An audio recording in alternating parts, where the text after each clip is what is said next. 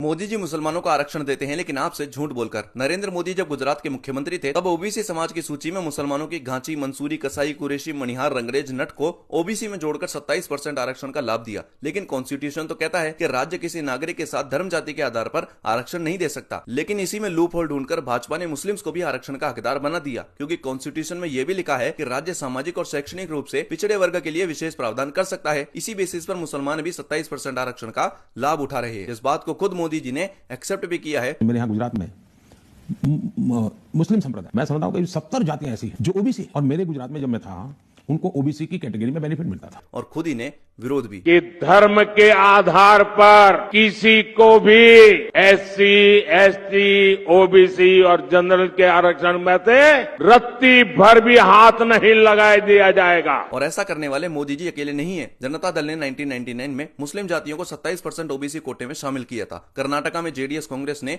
1994 में मुसलमानों की कई जातियों को पिछड़ा वर्ग बताकर 4% आरक्षण दिया था। आंध्र प्रदेश में भी कांग्रेस ने 2004 में 4% और केरला में तो कांग्रेस ने मुसलमानों को 8 से 12% तक रिजर्वेशन दिया। लेकिन इन सभी पॉलिटिकल पार्टीज ने इस बात को पब्लिकली एक्सेप्ट किया, लेकिन बीजेपी ने बैकडोर से मुसलमानों को रिजर्वेशन में एंट्री दी और मेजॉरिटी हिंदुओं को बेवकूफ बनाने के लिए झूठ बोला।